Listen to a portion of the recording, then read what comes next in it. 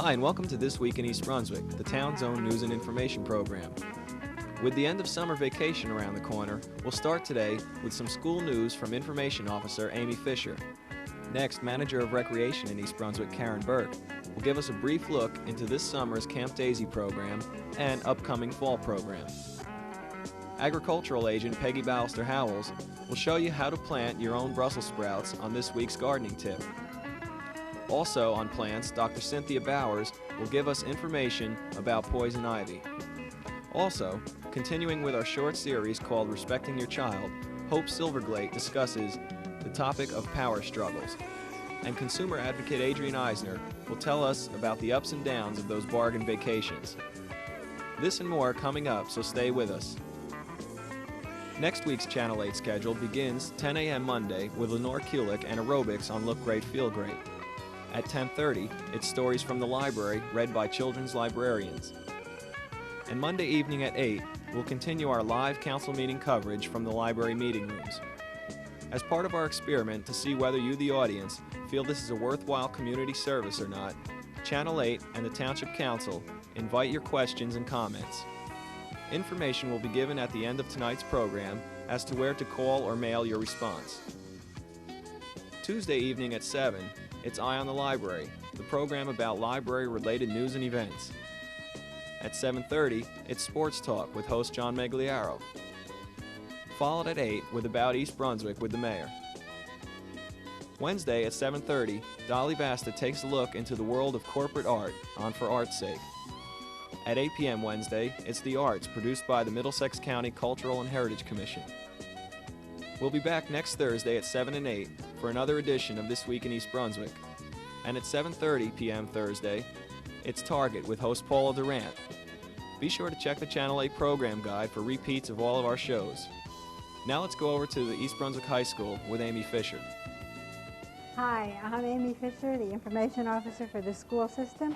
And today I'm at East Brunswick High School, and I'm going to talk to you a little bit about the beginning of the new school year, which is approaching very rapidly. The first day of school for students will be Wednesday, September 2nd. That's 2 days after Labor Day. It will be a half-day session in all schools, but lunch will be served just in the elementary schools and at Hammersholt. The price of lunch at the elementary schools has gone up this year to $1.15. At Hammersholt and Churchill, it's still $1.25, and at the high school, it's still $1.35. If you're a new resident in the township and you haven't yet registered your children in school, please do so as soon as possible. All our schools are open every day from 9 a.m. to 3 p.m. to register new students. Just call the school for an appointment. All the schools have their own direct telephone numbers, but if you don't know the number or you're not sure about which school your child will attend, call the central office switchboard. That's 613-6700. There are orientation programs scheduled for all kindergartners and new students in grades 1 through 5. The schedule is listed on the Channel 8 Community Bulletin Board, which is on all day, every day, and if you look at that, you'll be able to find out when your child is scheduled for orientation.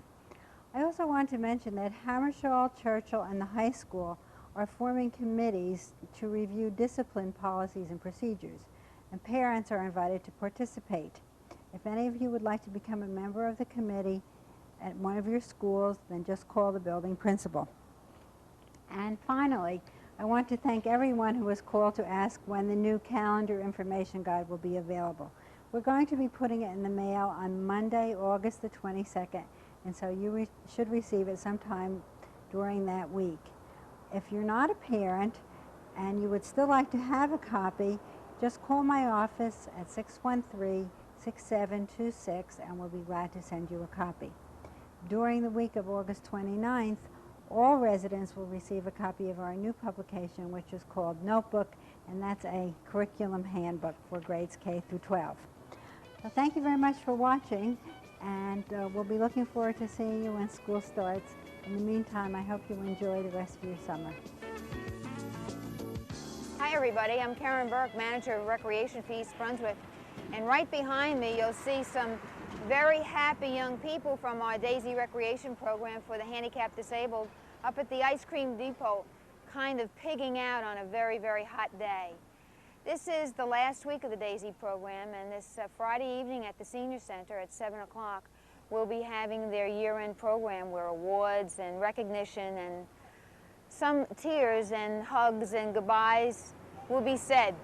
But another year is over, and that leaves us glad in one way and sad in another. So if you have an evening free, come on out and see what the Daisy program is all about. Other things that we've done this summer, we swim every morning at the community beach as long as the weather permits, and all of you know that the weather has certainly permitted this year. It's been the hottest year on record from what I understand, and we've had to make some minor program changes because of that. But the kids have had a good time. They've gone to the zoo, they've been to 2 overnights, one of which was rained out, but we managed to survive within the framework of the Daisy complex. They've gone on area trips, they've gone on longer trips. We try to make it as interesting as possible. They're learning about the environment, they're learning about things at home, how to take care of themselves, photography, grow a garden, you name it, we do it. So be advised that we're right in your own town, and if you know someone in East Brunswick that may be interested in this program, have them call us at the Division of Recreation at 390-6797 and either ask for Fred Smith, the coordinator, or myself, Karen Burke, and we'll be happy to fill you in on all those things. One other thing is you'll have your new brochure. You should have it either today or tomorrow. And the new program for Daisy starts on October 1st. From October 1st until May 13th, 1989, now I know you're not thinking about winter, but we have to, we'll be running a Saturday program from 10 to 4. So if you're interested in that program, look in the activities magazine that we've sent out and be aware what's available for you, a member of your family, or a friend or a relative that may need our program. That will help them have a better piece of life.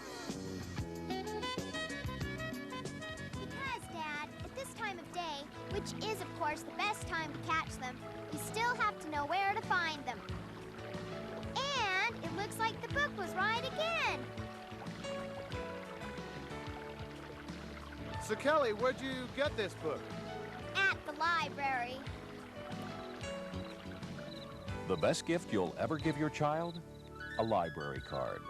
A message from the American Library Association and your local library. Hi. This is Peggy Ballister-Howells, your Middlesex County agricultural agent, and today we're in the vegetable garden. Now I've cleared out this bed and I'm going to plant some vegetables for fall harvest. One of the best veggies to put in for the fall is Brussels sprouts. Now these aren't the best looking plants, but they've had a rough season because they had to grow in the heat of the summer. But they will make a really fine crop in the fall. People that plant Brussels sprouts in the spring are very often disappointed because they form the sprouts along the stem as they grow in very hot weather. That's when Brussels sprouts are very bitter. But if you plant them in the middle of the summer and harvest them in the fall, that first frost that you get in October will break that bitterness and you'll harvest them and they'll be just as sweet as Brussels sprouts can be. Now I have to fertilize because the nutrients have been pretty much used up, and I'm going to put in a fine present from my good friend Drummer.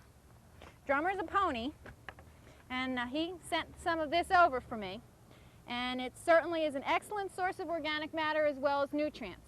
Now I'm going to put this down, and I'm going to turn it in, and then we're going to plant. Well, now that this bed is properly prepared, I'm going to plant these Brussels sprouts. Now they get quite tall. They can get as tall as this high, and it will be all along the stem that the Brussels sprouts are actually formed. So they get large enough and you want to give them some space. Now these are raised beds and this is a small garden. So we're going to plant them maybe a little closer than they would be ordinarily planted. And you mound the soil up around them a little bit to give them some extra support. In the fall, when the plants are properly formed, if you have trouble actually getting them to produce the sprouts, you can pinch out the growing tip in the center, and that will encourage the sprout production along the stem. That's because in the actual center growth by the new tip is a chemical inhibitor that prevents the sprouts from growing. If the plant gets tall enough, or if that tip is removed, it allows the chemical inhibition to disappear, and then the sprouts can be formed further along the stem. And you'll be eating Brussels sprouts well into December. We'll see you next week here in my backyard.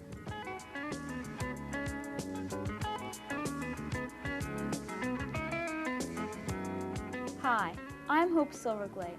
Welcome to another edition of Respecting Your Child. With me is my guest, Marianne Keller from the East Brunswick Montessori School. Marianne has an extensive background in education and is a certified Montessori school director. Marianne, last week we talked about separation anxiety. But now that the child has a routine established, what happens when, for instance, parent and child are battling over getting out in the morning? Okay, from time to time, children do get into power struggles with their parents. It's kind of like a no-win situation where somebody wins, but it's not really a comfortable situation for anybody. Getting up and out in the morning can be one of these difficult times. The parent, first of all, needs to let the child know that there are limits that need to be met. The child get security from this. They know that they can go just so far and then the situation has to end. You're setting patterns for life, so it is important that the child knows that there are these limits. But there are a lot of things that you can do to give this an outlet. Again, it's the preparation that you're going to establish that will help the situation.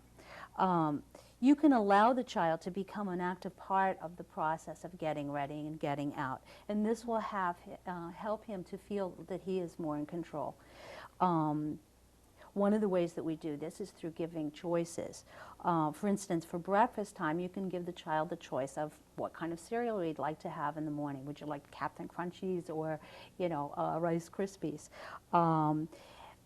Also, you can have him take that active part that I talked about before, having the dishes and the utensils and the bowls available to him so that he can, set things up for himself. Also, you can put in milk into small pitchers and, keep the boxes small so that the child can help in that process. Another thing, when they're getting dressed, you can give them the choice of what they're going to wear for the day. Would you like to wear the blue sneakers or the green sneakers today? Mm-hmm. Limiting the choices helps the child to make the decision easier. And also, you should always give the child ample time to get ready and get through the process without a lot of, now hurry up, let's time, it's time to get out. The things in this, the clothing in this case, should be easy for him to manage and easy for him to handle and put on and take off. Save the high fashion clothing for special occasions. Particularly hard are the jeans that they used to wear with the real, the snaps and the buckles and things like that. Jogging pants are great for school. By making decisions, the child will feel more in control of the situation, and we need to share some of those decisions. Okay, well, thank you, Marianne, for joining us this week. On the next segment, we will be discussing what parents should expect from preschool. I'm Hope Silverglade for Respecting Your Child.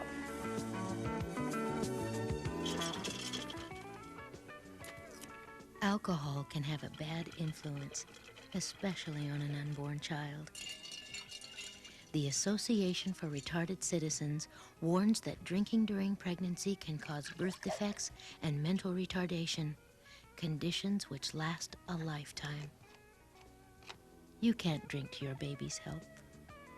For more information on how you can prevent mental retardation, call the ARC.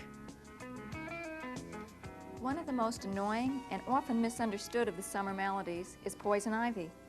It is caused by a toxin found in the roots, stems, and leaves of a variety of plants, the most common being poison ivy, sumac, and oak. Contrary to popular belief, the rash is not contagious and cannot be spread through the fluid in the blisters of the rash. It generally takes actual contact with the plant in order to develop the rash. Although in sensitive people, the rash can be contracted by coming in contact with other objects which have been in contact with the plants, such as animals, clothing, tools, and your own or other people's fingers. Once exposed, it takes anywhere from 12 hours to 2 or 3 days for the rash to develop. This variability in the time of appearance of the rash is a major cause of the mistaken impression that the rash is spreading. The only time skin-to-skin transmission of the rash occurs is during the initial exposure before the toxin is washed from the skin. The rash itself can range from mild redness to severe redness, blistering, and swelling. Treatment is generally aimed at reducing discomfort. Poison ivy shots aimed at preventing the rash are generally only marginally effective and sometimes are associated with very severe side effects and are not recommended. How much to treat depends on the severity of the rash. Topical antipyretic and drying agents such as calamine, zinc oxide, and Burow's solution are often very helpful. Simple application of cool compresses works well also. Over-the-counter 0.5% hydrocortisone cream is also used frequently, but the results tend to be variable. Itching can be dealt with by one of the large variety of oral antihistamines which are now available over the counter. If your rash is near your eyes or is widespread and severe, you should see your physician for consideration of oral steroid therapy. This treatment is very effective in relieving poison ivy, but is also associated with some potentially very serious side effects and is not recommended unless the rash is severe. The bottom line is, the best treatment for poison ivy is to avoid getting it in the first place. Learn what it looks like and stay away from it. I'm Dr. Cynthia Bowers, and this has been Health Facts. Hello, and welcome to Consumer Aware. I'm Adrienne Eisner, Director of the East Brunswick Consumer Affairs Office. Today we're going to be talking about bargain vacation offers. Many of us are receiving solicitations from companies offering bargain vacations, either through the mail or by telephone. As a consumer, you should examine the following warning signs when considering such a travel bargain. First of all, does the price seem unreasonably low compared to similar offers? Also, are you asked for your credit card number over the telephone? Are the solicitors willing to give you the name, address, and phone number of their company?